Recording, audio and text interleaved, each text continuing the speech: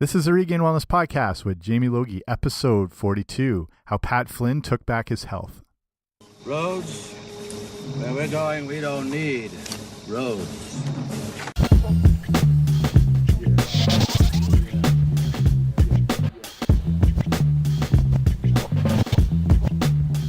Hey guys, what's happening? Welcome back to the podcast. I'm Jamie Logie. I run regainedwellness.com. This is the Regained Wellness Podcast, so thank you so much for joining me here today. Really appreciate it.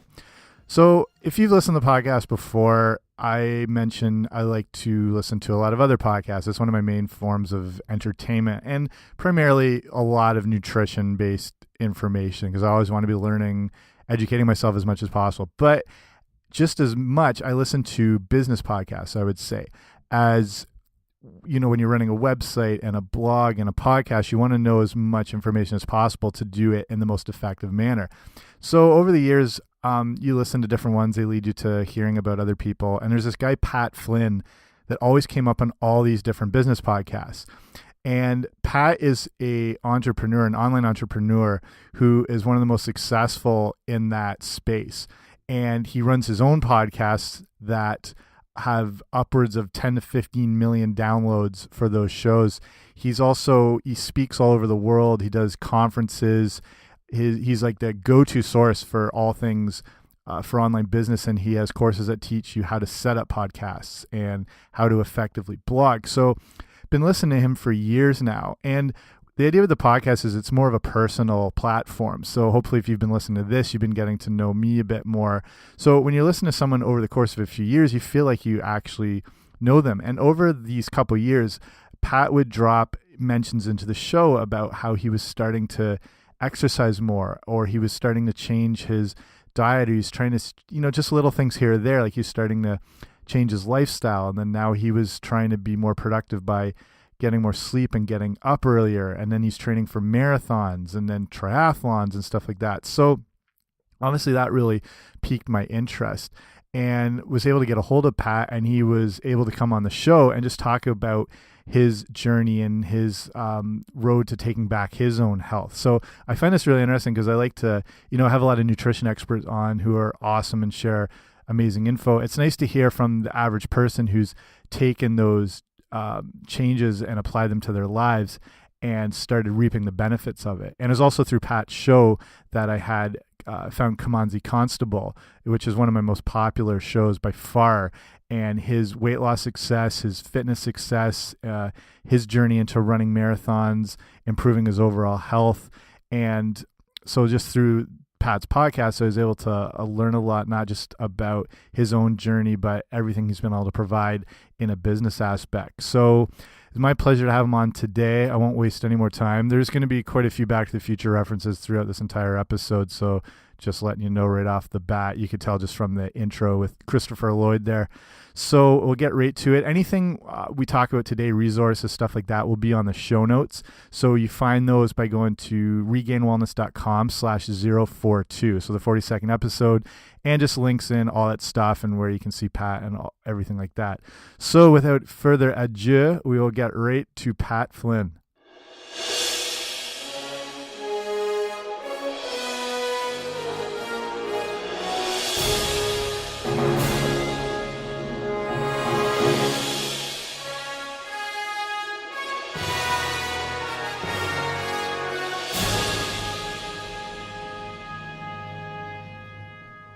My guest today is Pat Flynn, who is an entrepreneur, best-selling author, blogger, one of the top podcasters out there, speaker, husband, father, bit of everything. Welcome, Pat. How are you? I'm doing excellent. Thank you for having me today. Awesome. Just quickly, tell us just a little bit about what you do. Sure. It's interesting because whenever anyone asks me that, it's always a different answer because I do a lot of different things, but I guess if I could sum it down to a few sentences, it would be I'm a serial entrepreneur who works from home here in San Diego, California, on several different online businesses that are built in a way that allow me to spend most of my time with my family, actually. So they're built in an automated fashion. A lot of time and effort and sweat were put into it up front, but they've been built in a way where now my businesses are working for me and not the other way around. So it's pretty cool. So yeah, I could go on for days. Yeah, but no, hey, perfect. Before we get into things, health and fitness and everything, Pat speaks at some huge conferences all over the place, and he just did one called the New Media Expo in Vegas. And Back to the Future is hands down my favorite movie of all time. Oh, nice.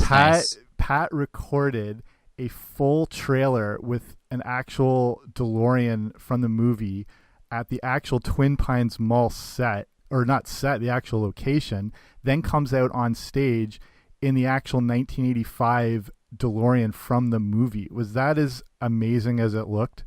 It was. I mean, I still pinch myself because I can't believe it actually happened.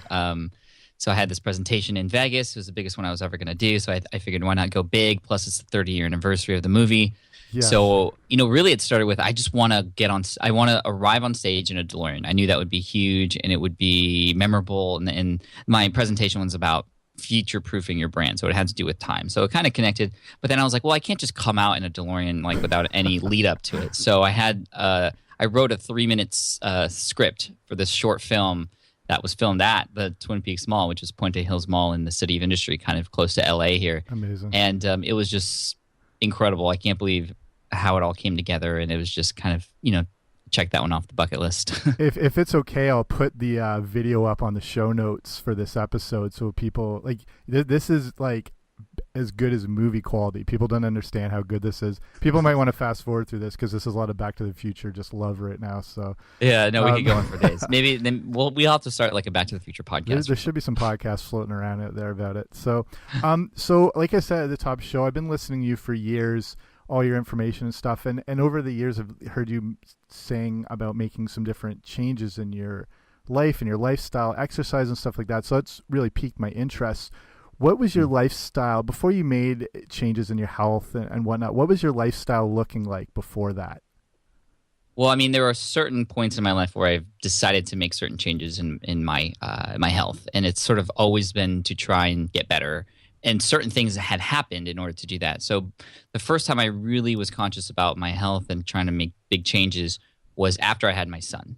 This was back in 2010. He was just born. He was actually born Christmas Eve, 2009, which awesome. Totally killed our Christmas plans that year, but totally worth it. Obviously, best gift ever. Yeah. And a few months down the road in 2010, I remember going up the stairs once, and I was carrying him on my shoulder. He was just 10, 12 pounds, or however 15 pounds. I forget at that point, but I was carrying him up the stairs, and just like a flight of 10 steps, and I got to the top, and I was like, why was that so tiring? And I was just like, wow, that if I can't even pick up my kid up 10 steps, how am I going to be able to play with him on the playground? How am I going to be able to play soccer with him when he's older? How am I going to be able to keep up with him when he grows older and becomes a lot more active and is mobile? Right.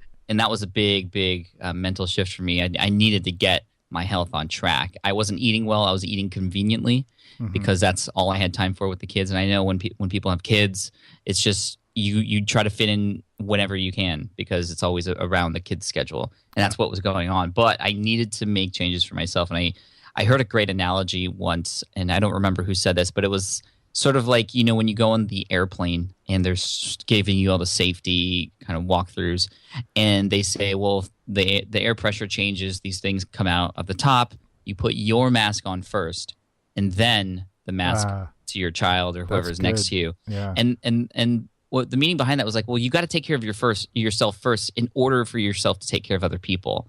And that was a big mind shift for me. And then I got really serious about my fitness, but also what I was putting into my body at that time. Another time was when I had done really well with that. I was going full strong for a year and a half. And then my wife started running, and she started running and feeling great, looking great. And not that she didn't look great before, but, she had that glow, right? Yeah, because she's just so energetic because of her running. And so she got me into running too. And then I started to challenge myself with races from 5K races to 10K to now half marathons. And I actually have a triathlon scheduled in September. And I've seen exactly what has happened since putting a lot of focus into, really getting to a regimented training session almost every day now. My focus, my creativity, my attention has just completely changed itself. And not only just for personal stuff, but for business related stuff too. I've just been so much more productive, I felt, ever since doing that. And also the confidence that comes along with that too has been really big. And then most recently, just in the past 6 months, I've made a big change in terms of my hours that I do my work and my mostly my morning routine. As you know, listening to the podcast, I made a big shift in turning from a night owl to a morning person, and really getting up much earlier than I've ever gotten up before to do things to help myself, like meditate, to journal, to read, to exercise during that time as well. And shifting to the morning routine has been huge. It's sort of kind of, I don't know. I thought I was optimized, but I kept hearing all these success stories from entrepreneurs just doing incredible things because of their morning routine. They would credit their morning routine. I was like, I got to see what this is all about. So I tried it, and oh my gosh, it's just made tremendous change even more change in my focus, creativity, productivity, confidence, just general mood. What was your kind of workflow, work schedule? I know, as you said, you were a night owl. What did that look like as far as when you were accomplishing everything you needed through the day? Sure. So my primary motive in life was just to hang out with my kids as much as possible. And so that's what I would do. And I would only work during nap time in the middle of the day, or most of my work was done after 9 p.m. And I would work from 9 p.m. to 1 a.m. or 2 a.m. Sometimes if there's a big project coming up, 3 a.m. And that's when I would get most of my work done, because I found that through a lot of experimentation and just being conscious of it, that I could get more done in 3 hours in the evening than I could trying to work 8 hours during the day. Right. Just because of the kids trying to distract me. Plus, I just wanted to hang out with them. So I figured, why not fight it? Just do it. Yeah. Going back, when you're talking about eating for convenience, what did a day of nutrition look like if you're going back? I mean, as much as you want to reveal. Yeah, I mean, it was terrible. I mean, not eating any breakfast at all, just because I didn't realize how important that was, and I felt like it was just, I'll wait till lunch, and plus we were getting up kind of late anyway. And then lunchtime was just fast food. Well, we hardly used the kitchen at home. It was going to, I don't know, all kinds of places, whatever was nearby. Chipotle, which is fine. Chipotle is great, actually. I still eat Chipotle, but that mixed in with, El Pollo Loco, Taco Bell, Carl's Jr. Ugh, I can't even talk about this now. It's kind of disgusting me, because I just know how I think it was a couple of weeks ago, we were starving and there was nothing else around. We were traveling in the car and there was a Carl's Jr. nearby, so we had Carl's Jr. And I literally felt the effects of that one meal. And for the next 2 days, I was just out of it. And I was like, man, the only thing that I did different was eat that. And it's just, oh man, it was just so bad before. I don't know how I survived, honestly. Yeah, it's amazing after you eliminate those things and reintroduce them, what a shock to your system it is. It's like jumping into ice cold water, And I live in southwestern Ontario here. I'm 2 hours from Toronto. All those places are fast food locations that people are dying to have down here that we don't have, like Chipotle or In-N-Out Burger or Carl's Jr. As bad as they are, it's people will be listening with envy from down this area. When you said, so you had that moment where you were walking up the stairs, you had your son, and you're feeling out of breath. So that was, a moment sort of triggered wanting to make changes. Where did you begin? What was some of the first steps specific that you can recall? I remember asking a bunch of my friends who seemed to kind of have it together in terms of health and fitness. And a lot of them actually at the time were utilizing this at-home fitness program, which you've probably heard of before, called P90X. Absolutely. And I was like, that would be awesome. I think I want to give that a shot. I want to try it out. I'm working from home, and my wife and I are both at home anyway. Might as well do that. It's much more convenient to do it from home. And a few of my friends that were actually offering me to borrow their DVDs because they had finished the program, they'd move on to another one or got personal trainers and they didn't need them anymore. But I said to myself, no, I will not take them from you. I have to buy this because I know that if I buy it, I'm going to be more likely to do it. Right. I have that investment into it. Absolutely. And plus all the cool packaging and stuff that goes along with it, which is always fun. For sure. But that was the first step. And then also within there, I remember I opened the box, got really excited. There's all this, some equipment that comes with it and things like that. And I remember reading through the manual. And in the manual, it had shown all the different exercises that we were going to do and the little chart that you have to fill out each day, which I was really excited about because I'm somebody who loves to gamify things. I love to keep track of things, and that's how I can continue to know if I'm progressing well. But then there was a whole section on nutrition in there, and I had never really paid attention to, never got any training or any sort of great advice on, really what kind of fuel to use in my body. But that was sort of the first, and it's not even like looking back, it wasn't even, it was just basic, but it was exactly what I needed to just understand, okay, these are the types of things that are good, these are the types of things that are bad. And what was really cool with that one was you could actually just follow their day-to-day menu. And I just did, there was no thinking involved. It was just like, eat this on day 1, eat this on day 2, next week repeat, week 3, then try this one, and it was really, really nice. And so it was a lot more vegetables in my diet, a lot more meat, and conscious about what kinds of meat I was putting in, and less, hardly any sugars, and just a little bit of carbs like white rice and things like that. So that was the basic gist, and I saw major changes within the first couple weeks even. Awesome. Besides, so like P90X, what were some other resources or things you turned to as well early on? Well, the P90X program had a great community, which I thought was really important. There was because it's like a 90-day challenge, and it was really cool because I met some people in the forums who also bought the program around the same time, who were like, okay, guys, we're going to start on this day together. And again, this is all virtual, but it was cool to see other people kind of doing it with you. And then even though after I did P90X, I kind of walked away from the forum and, haven't really even done P90X since, that has just shown me how important it is to connect with other people, and who are people, hopefully, who could do it, whatever you're trying to achieve with you. That's why I'm in a triathlon club here in San Diego, because I'm more I'm more likely to do those things. That's why a lot of us know that when we go to the gym, if we're by ourselves, over time, you're just going to lose it. Where if you go with somebody else who can hold you accountable, who can be there to motivate you, who can pick you up when you fall down, that's all. That's so important to helping you keep going, because we always try to sabotage ourselves, for sure. Yeah, absolutely. Even just like, there's so many amazing forums online, like in whatever capacity, exercise, fitness, nutrition, and like that community sense is so important as far as, like you said, keeping yourself accountable. When you started with the marathons, you're doing the triathlon soon.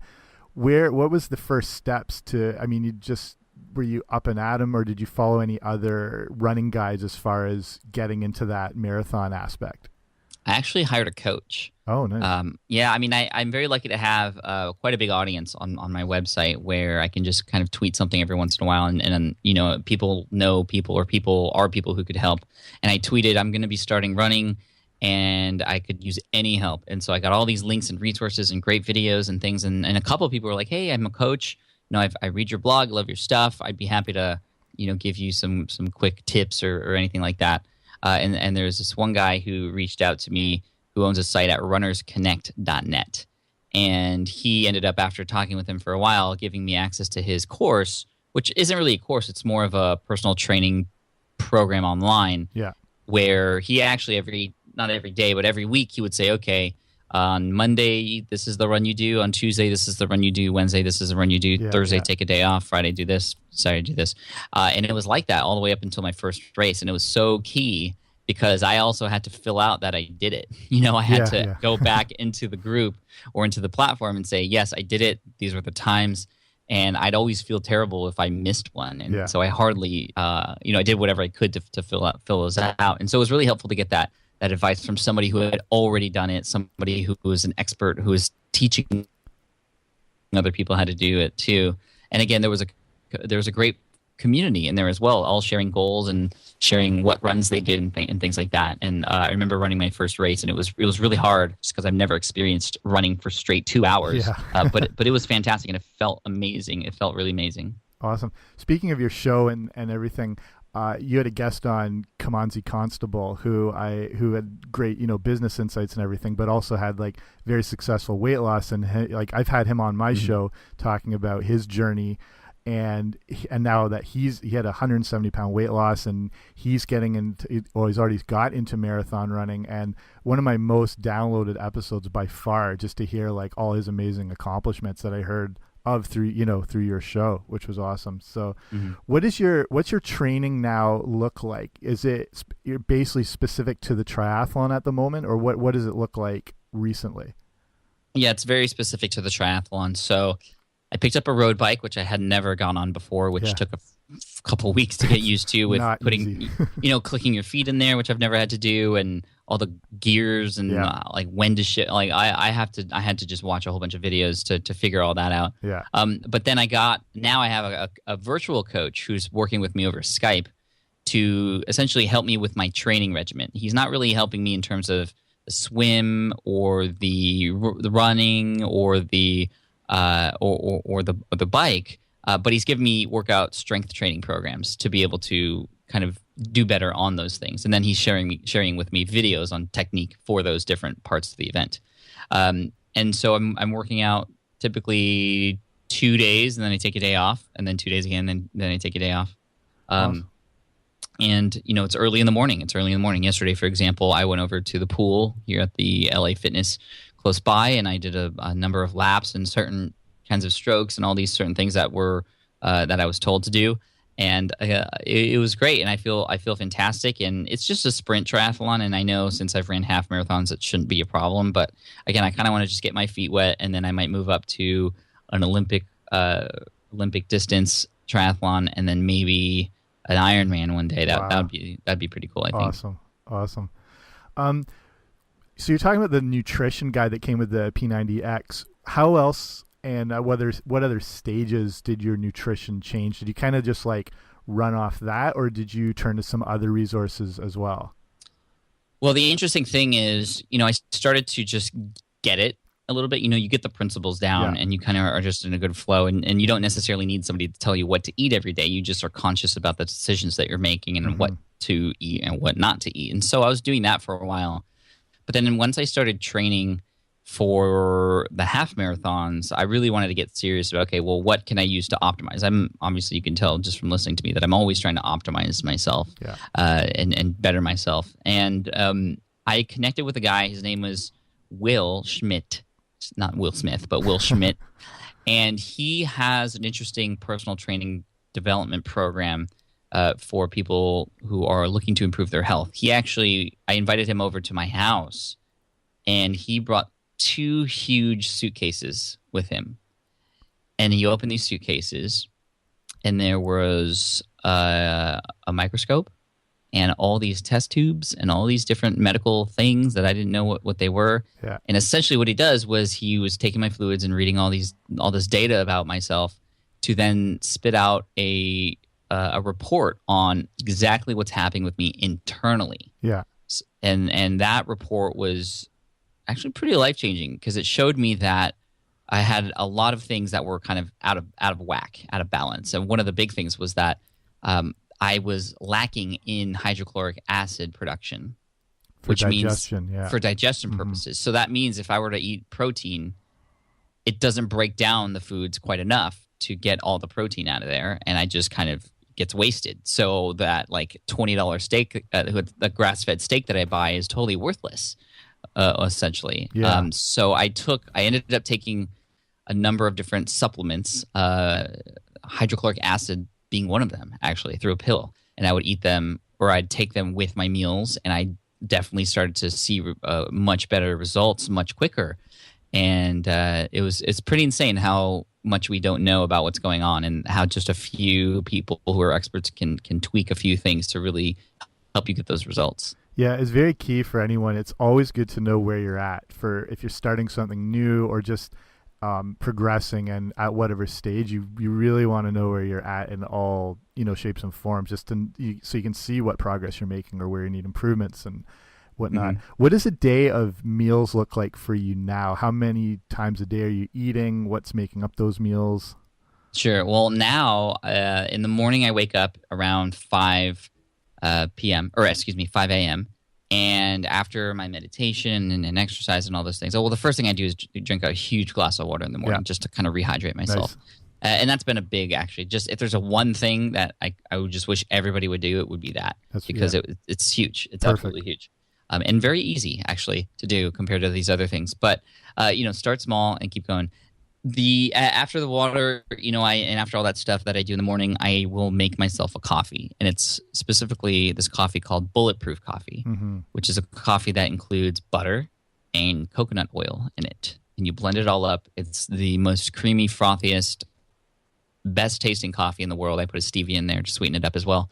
And this is a coffee recipe that was created by a guy named Dave Asprey at bulletproofexecutive.com, who had once traveled the Himalayas and stopped in a village along the way and was given this yak butter coffee to kind of rejuvenate him. And he kind of took that recipe back home and tweaked it a little bit. And so what happens when drinking this is if you are on a low or no carb diet and you're getting your body is tuned to get energy from fats, you're drinking 40 grams of fat in the morning with that butter and oil. It fuels me throughout the whole day. It almost acts like a energy drink, except it's slow drip and you don't get a crash. Yeah, so exactly. you get that energy all day. And I'm not even hungry until like 1 p.m. now. Yeah. So now I'm sort of hacking my body to do what's called intermittent fasting. And that's another sort of technique for wellness that there's a lot of different studies on it and things like that. But now I only eat within essentially an 8-hour window during the day. Yeah, but I do the same thing as well. Oh, you do? Right now. Cool. Yeah. Nice. It got really big. It's been around for a while, but I think when Hugh Jackman was doing it for training for Wolverine, and The Rock does it too when he was doing Hercules, it's gotten a little more into the mainstream now. But how long have you been doing that for? I've been doing that for about 6 months now. Awesome. Like really good on it and really focusing on it. And it gets thrown off every once in a while. I do a lot of traveling, not a lot, but anytime I travel for business, it just gets thrown off, and that's one of the big challenges. But I've been doing it for a good 6 months now, and the intermittent fasting and what I eat during that time when I do eat is a ton of vegetables. Like I try to stuff my face full of as much broccoli as I can every single day. Yeah. Like I might be ruining the broccoli sort of population in San Diego. That's how much. That's me. That's how much broccoli I'm eating. So that and a lot of protein meats, grass-fed beef, free range chicken, that sort of thing. Stir fries, and after a workout, I'll typically get some carb in there, to kind of replenish my muscles, and I do have a protein shake during the day as well. And so a lot of vegetables, a lot of meat, and a little bit of carbs like brown rice or sweet potatoes in the evening. Yeah. Any go-to meals in a pinch or snacks that you like to turn to a majority of the time? Yeah, I love just if I'm hungry, which I haven't really been hungry in a long time, I feel, which is kind of cool. Yeah. But if I'm hungry and craving something, I'll typically stunt that with some peanut butter. Like peanut or almond butter and celery, or just carrot sticks. I'll often make a quick salad. I have a salad dressing by Bragg's. I don't know if you know Bragg's. They're the ones who make that apple cider vinegar. Oh yeah, absolutely. They have their own sort of pre-made dressings, which are really, really good. That are all natural. They have the same apple cider vinegar and a few other things as well. And I usually just, either will make myself a big bowl of broccoli or broccoli and carrots or some type of vegetable and just put that all over it and just eat that up. Nice. With the nutrition and the training, what any other, hard changes that were kind of difficult to overcome that were kind of any setbacks along the way? The one thing that's always been tough for me is optimizing sleep. Yeah. The sleep part of it, and I don't sleep 8 hours a day. I've slept an average of probably 6 since college. Yeah. And so for over 10 years now. But it's just I've been able to do that. In architecture studio when the architecture was my previous career, we were staying up like often 48 hours straight to finish projects. Yeah. And so I was very good on sort of hacking my sleep like that. But I've also learned that it's not just about the hours of sleep that you get. It's about the quality of the sleep that you get. Yeah.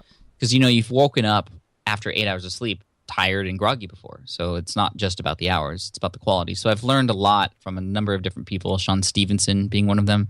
Yeah, I had him on the show not too long cool. ago. Episode 36, regainedwellness.com/036. Really highly recommend listening to this guy. He's a genius. Oh, he is absolutely genius. And he wrote a book called Sleep Smarter. And in there, there's just a whole bunch of tips. And you don't have to use all of them, but I use a few of them to optimize my sleep, such as making sure it's pitch black Yep. as much as I can when I'm sleeping. That makes a big deal. Using an app to help me wake up at the right time when I'm not in deep sleep, but when I'm kind of out of a cycle, and really sleeping on a little bit of the cold side. That has been helpful too. Yeah, Getting sun in the morning when I wake up and when possible, which I know is more possible for somebody who lives in San Diego than other parts of the world. But getting sun in the morning has been really helpful for my sleep in the evening. It's just interesting how that all works out. I'll link a bunch of all these resources we're talking about today on the show notes, and Sean's stuff, that episode, his book, everything like that. There's just taking like a couple of those tips. Like when I started, I've always had trouble with sleep as well. Just buying those blackout curtains is like one of the instant things you can do. Absolutely, like can transform your sleep. Like the first night you put them in. You can buy the soundproofing type ones, or depending where you are, if there's a lot of like street noise or whatnot. On your show, on your videos, you're big on the journaling aspect and the 5-minute journal. Can you talk a little more about that and how that plays into the lifestyle?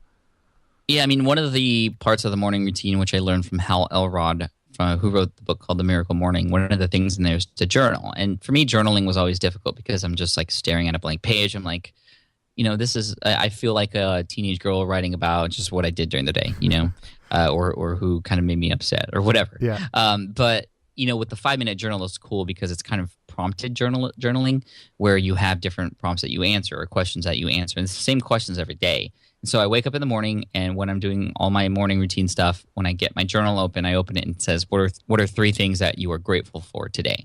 So you immediately start off the day by thinking of positive things, things that you're really happy to have in your life. And sometimes it's the same every day, sometimes it's different. I mean, it's whatever it is. I just write it down, and then you write down 3 things that you would that would make today awesome. And then so it kind of primes you for what you can look forward to during the day. And oftentimes I actually end up doing all of those things because it's just what you've thought about and what you're interested and excited about. And then when you go to bed at night, you can kind of see what you wrote earlier, but also there's more prompts, a couple more. One of them is to write down 3 things that were awesome that happened during the day. And they can be the same as what you wrote earlier, which is great, or it could be different things. And then the one thing that you wish you had done better. And so always looking to improve. And so just to kind of start and end the day like that it's always great. It's just keeps my mind where it needs to be and keeps me grateful and have gratitude in my life. Gratitude has been completely important, just because we're always so busy and focusing on this thing and that thing, but we forget to stop sometimes and be thankful for the things that we have. Yeah, absolutely. I've always advised this to clients, like people I've done personal training with and whatever. It's like I've been always the same way too, that my mind just like kicks in at night. Like you feel like you're winding down, all of a sudden it just like sparks up and all these thoughts going through your head. Just even if you're going to do that, like journaling, whatever aspect, like at night, just getting all those thoughts out of your head and down on paper before you go to sleep, so they're there, you're not going to forget them, they're taken care of, and just helps in that wind down process. So it's very underestimated, like the power that this, like the journaling can have in your whole lifestyle. So so winding down here, any advice for someone just like who might have been in your situation before? They might be a new father, new mother, whatever, or no background in anything fitness or nutrition. What's some simple advice you would give them to get started? I mean, the probably the biggest piece of advice is you don't have to make incredibly radical changes in your life to have incredibly radical results. You want to start one thing at a time. I mean, I know a few people, for example, who if they just took out drinking diet soda every day, if that's the one thing, Yeah. And you can all sacrifice one thing, right? If that was the one thing they sacrificed, then it would make a drastic change. And so it's finding that one thing that could probably help you out the most that isn't going to be too much of an effort. And you start out small, and then you can get into the hustle, into the just crushing it, and all those sorts of things that we always see fitness people do. Well, if you're just starting out, it's going to be hard to get to that point. You can work up to it. Just start out small, take little steps. And, you're going to have to make sacrifices, that's for sure. But again, what are you living for? Who who do you want to be? Those are all important questions to ask yourself. Yeah, perfect advice. It just you can't really stress this enough. Like if you take on too much at once, it's just setting yourself up for failure. Starting slow and then just building off those new habits. So yeah, very, very helpful. So gonna finish up here in a second. We're gonna go into some just quick like rapid fire on some favorite things. But just finishing up, I want to personally thank you, Pat, because my whole my blog, my website, this podcast would not have happened at all without you, without all without your guides, your tutorials. So 1,000% thanks to all your help. So I really appreciate it. Thank you for sharing that. I mean, that's why I do what I do, to hear things like that. And it's just so cool to see what you've built. And, thank you for saying that. And thank you to all the listeners out there for just being here and listening to us today. Thank you. Awesome. Okay. So favorite TV show? Favorite TV show, Walking Dead. Nice. Favorite band or artist? Favorite band or artist? Right now, I would have to say Bruno Mars. Nice. Favorite, this might be tough, but favorite book?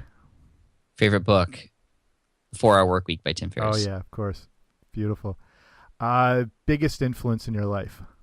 Right now, my kids. Yeah. They direct and help me figure out everything. But if you're thinking about, okay, who would be a big sort of, mentor type of person, it would be Elon Musk. I don't know him. I've never met him before, but he is truly changing how I feel like I can think about things. His brain is just so crazy, in terms of having no limits of what we could. Elon's the creator of Tesla and SpaceX and Solar City, and he just came out with this new thing recently for home batteries, which are going to try and get people off the grid completely. And it's just wow, he's helping me think much bigger. Awesome.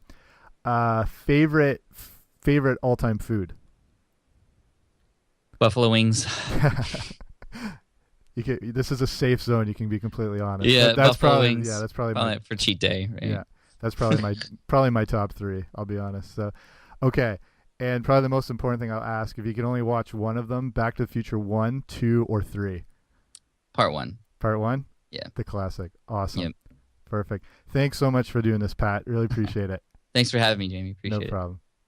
Okay, awesome stuff. I really want to thank Pat again for taking the time to do this show. And he really did share actually a lot of great insights, as well as, mindset changes and actionable steps you can take to take back your own health, whether it's the fitness side, the nutrition side, all of it together. So Pat's such a good communicator. So I think he was really able to relay that across through the podcast. And hopefully there's some things there you can take away to apply to your own health. And like I said, swing by the website, regainedwellness.com.